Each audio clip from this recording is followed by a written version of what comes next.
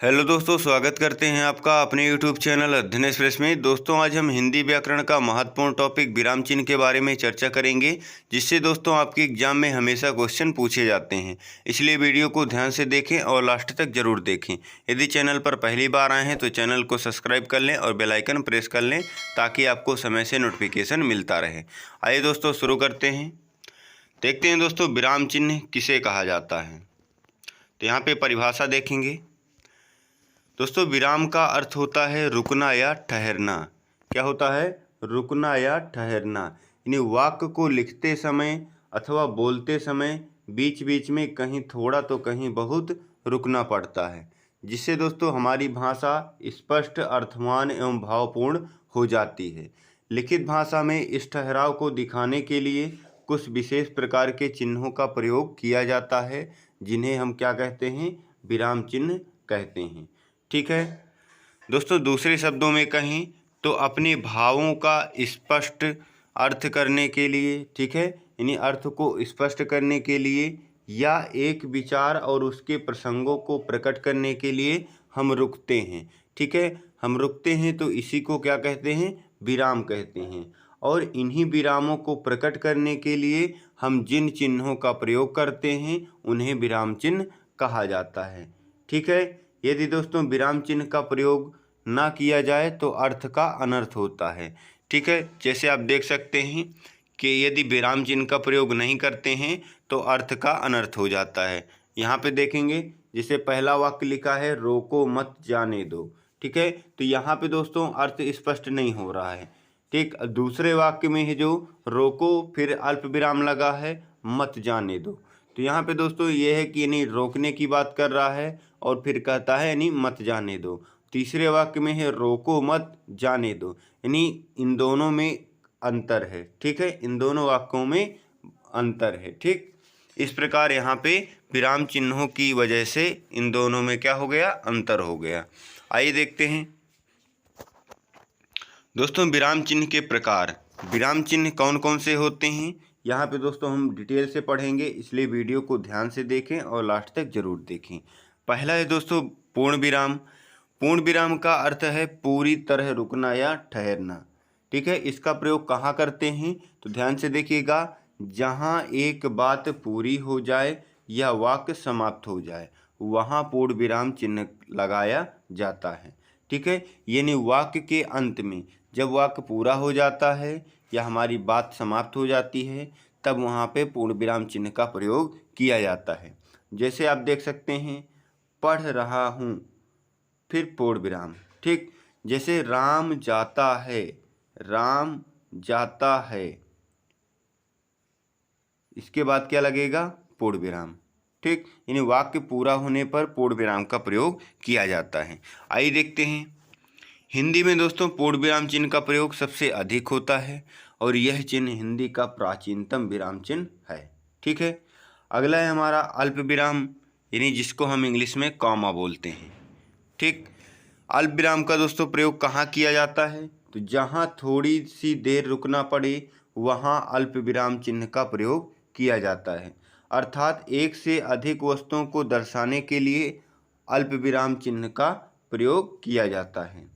ठीक है, अल्प का अर्थ दोस्तों क्या होता है? थोड़ा। अल्प विराम का अर्थ क्या हो जाएगा? यानी थोड़ा विश्राम अथवा थोड़ा रुकना। यानी बातचीत करते समय या लिखते समय जब हम बहुत सी वस्तुओं का वर्णन एक साथ करते हैं तो वहाँ उनके बीच बीच में अल्प विराम चिन्ह का प्रयोग किया जाता है। जैसे दोस्तों देखते हैं हम, भारत में गेहूँ, चना, बाजरा, मक्का आदि बहुत सी फसलें उगाई जाती हैं। तो यहाँ पे दोस्तों हम कई वस्तुओं का वर्णन कर रहे थे, इसलिए यहाँ पे बीच में कामा लगाया गया है। यानी गेहूं के बाद लगाए, फिर चना के बाद, बाजरा के बाद, इस प्रकार हम कामा का प्रयोग किए हैं यहाँ पे। ठीक है, आइए देखते हैं अगला विराम चिन्ह कौन सा है हमारा? उप विराम। उप विराम दोस्तों इसका यूज कहाँ पर होता है तो देखेंगे यहाँ पे, जब किसी शब्द को अलग दर्शाया जाता है तो वहाँ पर उप विराम चिन्ह का प्रयोग किया जाता है। अर्थात जहाँ पर किसी वस्तु या विषय के बारे में बताया जाए तो वहाँ पर उप विराम चिन्ह का प्रयोग किया जाता है। ठीक है, इसको कैसे दर्शाते हैं, इसको ऐसे आप यहाँ पे चिन्ह देख सकते हैं। ठीक है, जैसे जैसे में दोस्तों कृष्ण के अनेक नाम, कृष्ण के अनेक नाम, फिर ये चिन्ह लगा दिया गया है यहाँ पे मोहन, श्याम, मुरली, कान्हा। यानी जहाँ पर किसी वस्तु या विषय के बारे में बताया जाए तो वहाँ पर उपविराम चिन्ह का प्रयोग किया जाता है। यहाँ पे दोस्तों कृष्ण के अनेक नाम के विषय में बताया गया है, इसलिए इसके आगे हम क्या इस अल्प विराम चिन्ह का प्रयोग करते हैं। ठीक है, उपविराम चिन्ह। अगला है दोस्तों हमारा अर्धविराम चिन्ह। तो दोस्तों अर्धविराम चिन्ह पूर्ण विराम से कुछ कम और अल्प विराम से अधिक देर तक रुकने के लिए अर्धविराम का प्रयोग किया जाता है। ठीक है, इंग्लिश में दोस्तों इसे हम क्या बोलते हैं, सेमी कॉलन। ठीक है, अर्थात एक वाक्य या वाक्यांश के साथ दूसरे वाक्य या वाक्यांश का संबंध बताना हो तो वहाँ पर अर्धविराम चिन्ह का प्रयोग किया जाता है। ठीक है, जहाँ दोस्तों अल्प विराम से कुछ अधिक ठहरने तथा पूर्ण विराम से कम ठहरने के लिए वहाँ पर अर्धविराम चिन्ह को लगाया जाता है। यदि दोस्तों एक वाक्य या वाक्यांश के साथ दूसरे वाक्य या वाक्यांश का संबंध बताना हो तो वहाँ पर अर्धविराम चिन्ह का प्रयोग होता है। ठीक है, इस प्रकार दोस्तों वाक्यों में वाक्यांश दूसरों से अलग होते हुए भी दोनों का कुछ ना कुछ संबंध रहता है।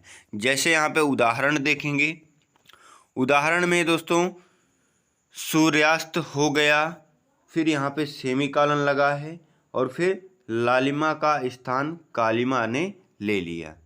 ठीक है, इस प्रकार दोस्तों यहाँ पे वर्णन किया जाता है। आइए देखते हैं अगला विराम चिन्ह। अगला है दोस्तों हमारा योजक चिन्ह। अगला हमारा कौन सा है, योजक चिन्ह। यानी योजक चिन्ह का प्रयोग कहाँ पर करते हैं, आइए देखते हैं। जब दोस्तों दो शब्दों में परस्पर संबंध स्पष्ट करने के लिए तथा उन्हें जोड़कर लिखने के लिए योजक चिन्ह का प्रयोग किया जाता है। ठीक है, जिसे हम क्या कहते हैं, डैश। हिंदी में दोस्तों अल्प विराम के बाद योजक चिन्ह का प्रयोग अधिक होता है। दो शब्दों में परस्पर संबंध स्पष्ट करने के लिए तथा उन्हें जोड़कर लिखने के लिए योजक चिन्ह का प्रयोग किया जाता है। इसे दोस्तों विभाजक चिन्ह भी कहा जाता है। ध्यान दीजिएगा, इसे विभाजक चिन्ह भी कहा जाता है।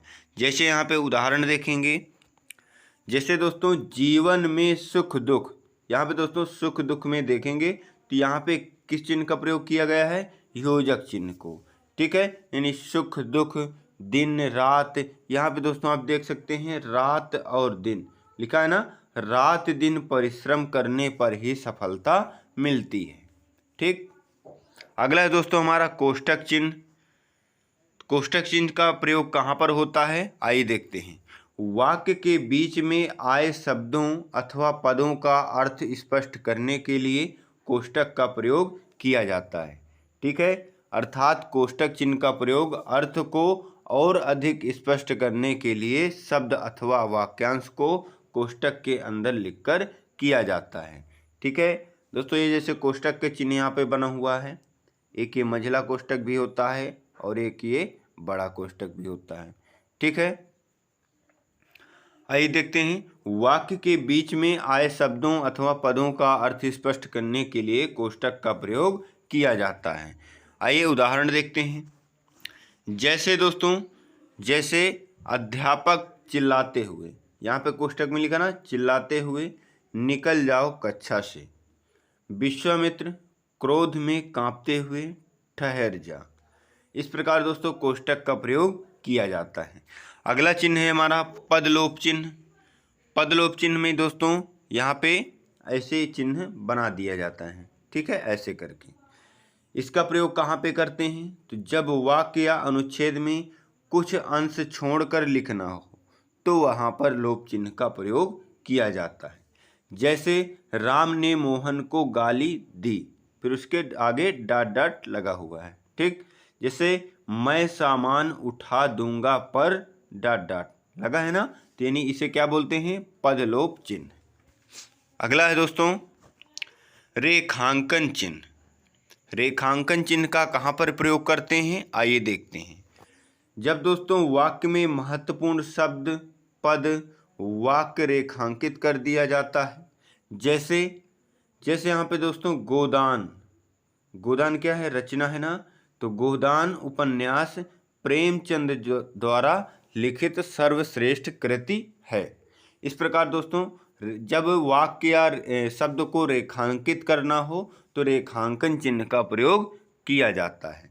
ठीक है, आइए देखते हैं अगला चिन्ह। अगला है दोस्तों हमारा लाघव चिन्ह। लाघव चिन्ह कैसे होता है, आप देख सकते हैं यहाँ पे ऐसे निशून्य बना दिया जाता है। ठीक है, इसका प्रयोग कब करते हैं, जब किसी बड़े तथा प्रसिद्ध शब्द को संक्षेप में लिखने के लिए उस शब्द का पहला अक्षर लिखकर उसके आगे शून्य लगा देते हैं। यह शून्य ही हमारा क्या कहलाता है, लाघव चिन्ह कहलाता है। ठीक है, जैसे डॉक्टर के लिए दोस्तों हम ऐसे लिखते हैं ना, यानी डा बना के आगे शून्य कर देते हैं, है ना, ऐसे। और दोस्तों जैसे हम पंडित के लिए पम बना के आगे शून्य बना देते हैं। ठीक है, यानी संक्षेप में लिखने के लिए लाघव चिन्ह का प्रयोग किया जाता है। अगला चिन्ह है दोस्तों हमारा आदेश चिन्ह। अगला कौन सा है, आदेश चिन्ह, या इसे विवरण चिन्ह भी कहा जाता है। जैसे दोस्तों किसी विषय को क्रम से लिखना हो तो विषय क्रम व्यक्त करने से पहले आदेश चिन्ह का प्रयोग किया जाता है। जैसे दोस्तों जैसे हमें लिखना है कि वचन के दो भेद हैं, फिर इसके बाद हम क्या लगाएंगे, आदेश चिन्ह का प्रयोग करेंगे। फिर हम नंबरिंग करके लिख सकते हैं, पहला एक वचन और दूसरा बहुवचन। ठीक है, इस प्रकार दोस्तों आदेश चिन्ह का प्रयोग किया जाता है। अगला चिन्ह है दोस्तों हमारा विस्मयादि बोधक चिन्ह। इस चिन्ह का प्रयोग कहाँ पर होता है, आइए देखते हैं। दोस्तों विस्मयादि बोधक चिन्ह का प्रयोग वाक्य में हर्ष, विषाद, विस्मय, घृणा, आश्रय, करुणा, भय इत्यादि का बोध कराने के लिए किया जाता है। अर्थात दोस्तों इसका प्रयोग अव्यय शब्द से पहले किया जाता है। आप देख सकते हैं उदाहरण में, जैसे हाय, आह, छी, अरे, इस प्रकार के शब्दों में किया जाता है। ठीक है, जैसे दोस्तों शाबाश, क्या है दोस्तों, शाबाश, यानी इसके आगे किस चिन्ह का प्रयोग करेंगे, किस चिन्ह का दोस्तों प्रयोग करते हैं, विस्मयादि बोधक चिन्ह का। ठीक है, अगला चिन्ह है हमारा प्रश्नवाचक चिन्ह। प्रश्नवाचक चिन्ह आइए देखते हैं इसका प्रयोग कहाँ पर करते हैं। तो दोस्तों जैसा कि इसके नाम से स्पष्ट है, प्रश्नवाचक यानी प्रश्नवाचक वाक्य के अंत में प्रश्नसूचक चिन्ह का प्रयोग किया जाता है। अर्थात दोस्तों जब किसी वाक्य में सवाल पूछे जाने का भाव उत्पन्न हो तो उस वाक्य के अंत में प्रश्नवाचक चिन्ह का प्रयोग किया जाता है। ठीक है, जब दोस्तों बातचीत के दौरान जब किसी से कोई बात पूछी जाती है अथवा कोई प्रश्न पूछा जाता है तब वाक्य के अंत में प्रश्नसूचक चिन्ह का प्रयोग किया जाता है। जैसे आप एग्जाम्पल यहाँ पे देख सकते हैं, वह क्या खा रहा है, वह क्या खा रहा है। तो यहाँ पे दोस्तों प्रश्नवाचक शब्द है, इसलिए हम यहाँ पे प्रश्नवाचक चिन्ह का प्रयोग करेंगे। ठीक है, इस प्रकार जैसे क्या मोहन बाजार जाता है तो उसके आगे भी प्रश्नवाचक चिन्ह लगाएंगे। ठीक, अगला है दोस्तों हमारा अवतरण या उद्धरण चिन्ह। अवतरण या उद्धरण चिन्ह, तो यहाँ पे दोस्तों इसका प्रयोग करते हैं तो जब किसी की कही हुई बात को उसी तरह प्रकट करने के लिए अवतरण चिन्ह का प्रयोग किया जाता है। ठीक है, जब जैसे दोस्तों कोई विद्वान का कथन है या कोई लेखक का कथन है, कवि का कथन है, उस कथन को लिखने के लिए हम ये इन्वर्टेड कामा जिसे इंग्लिश में आप बोलते हैं अवतरण चिन्ह का प्रयोग किया जाता है। ठीक है, जैसे दोस्तों जैसे यहाँ पे आप एग्जाम्पल देख सकते हैं, तुलसीदास ने सत्य कहा है पराधीन सपनेहु सुख नाही। ये दोस्तों किसके द्वारा कहा गया है, तुलसीदास जी द्वारा, इसलिए इसको इन्वर्टेड कामा में बंद किया गया है। ठीक है, यानी जब किसी के शब्दों को लिखा जाता है यानी किसी के द्वारा कही हुई बात को लिखा जाता है तो इस चिन्ह का प्रयोग किया जाता है। अगला चिन्ह है हमारा पुनरुक्ति सूचक चिन्ह। इसका दोस्तों प्रयोग कहाँ पर होता है, आइए देखते हैं। पुनरुक्ति सूचक चिन्ह दोस्तों इसका प्रयोग ऊपर लिखे किसी वाक्य के अंश को दोबारा लिखने से बचने के लिए किया जाता है। ठीक है, जैसे जैसे दोस्तों यहाँ पे एग्जाम्पल देख सकते हैं, राम रामौ रामः। ठीक है, फिर अगली लाइन में रामम, फिर रामौ लिखना था यहाँ पे, लेकिन हमने लिखने से बचने के लिए इस चिन्ह का प्रयोग किया। किस चिन्ह का? पुनरुक्ति सूचक का। ठीक है, रामों के नीचे रामौ लिखना था, लेकिन हमने यहाँ पे इस चिन्ह का प्रयोग कर दिया, यानी इसका अर्थ है कि उसके नीचे इसी को लिखना था। ठीक, आइए देखते हैं अगला। अगला है हमारा दोस्तों दीर्घ उच्चारण चिन्ह। कौन सा है? दीर्घ उच्चारण चिन्ह। यानी जब वाक्य में किसी विशेष शब्द के उच्चारण में अन्य शब्दों की अपेक्षा अधिक समय लगता है तो वहाँ पर दीर्घ उच्चारण चिन्ह का प्रयोग किया जाता है। जैसे दोस्तों यहाँ पर देख सकते हैं आप, ये दोस्तों मात्राएं लिखी गई हैं, यदि 16 मात्रा लिखी गई है ना, जो दोस्तों ऐसे होता है इसको 2 गिना जाता है और जो खड़ी लाइन है इसको 1 गिना जाता है। ठीक है, यानी इस प्रकार जैसे चौपाई में कितनी मात्राएं होती हैं? 16 मात्राएं होती हैं। ठीक है, यानी इनको 1 मात्रा तथा इसको 2 मात्रा से व्यक्त किया जाता है। ठीक, अगला है दोस्तों तुल्यता सूचक चिन्ह। यानी इसका चिन्ह का प्रयोग कब किया जाता है? जब दोस्तों 2 शब्दों की तुलना या बराबरी की जाती है तो तुल्यता सूचक चिन्ह का प्रयोग किया जाता है। ठीक, जैसे आप देख सकते हैं अच्छाई और बुराई। ठीक, इस प्रकार दोस्तों इन दोनों के बीच में ये चिन्ह का प्रयोग किया जाता है। अगला है दोस्तों हमारा विस्मरण चिन्ह या त्रुटि पूरक चिन्ह, ओब्लिवियन साइन। ठीक है, जिसे हम बोलते हैं हंसपद भी दोस्तों इसे बोलते हैं। क्या बोलते हैं? हंसपद। देख सकते हैं यहाँ पे विस्मरण चिन्ह का प्रयोग लिखते समय किसी शब्द को भूल जाने पर किया जाता है। कब दोस्तों इसका प्रयोग होता है? जब हम लिखते समय किसी शब्द को भूल जाते हैं तो इस चिन्ह का प्रयोग करके ऊपर की लाइन में इसको लिख दिया जाता है। जैसे दोस्तों यहाँ पे लिखा है राम जाएगा, कहाँ जाएगा ये लिखना भूल गए हैं तो यहाँ पे लिख सकते हैं बाजार। ठीक है, राम बाजार जाएगा, बीच में इस चिन्ह का प्रयोग कर देते हैं। ठीक, आइए देखते हैं अगला है दोस्तों निर्देशक चिन्ह।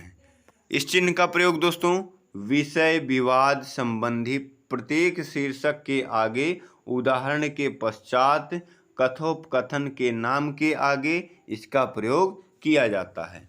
जैसे दोस्तों श्री राम ने कहा, फिर निर्देशक चिन्ह। ठीक है, फिर इस चिन्ह का प्रयोग कर दिए हैं और लिखे हैं सत्य के मार्ग पर चलना चाहिए। यानी भगवान श्री राम ने कहा है सत्य के मार्ग पर चलना चाहिए।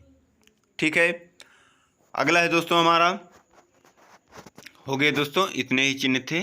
तो दोस्तों आज का वीडियो हमारा कैसा लगा? यदि अच्छा लगा हो तो लाइक और शेयर करना ना भूलें, और यदि चैनल पर पहली बार आए हैं तो चैनल को सब्सक्राइब कर लें और बेल आइकन प्रेस कर दें, ताकि दोस्तों आपको समय से नोटिफिकेशन मिलता रहे और आपको ऐसी ही वीडियो प्राप्त होती रहे। मिलेंगे दोस्तों अगले वीडियो में। जय हिंद, जय भारत।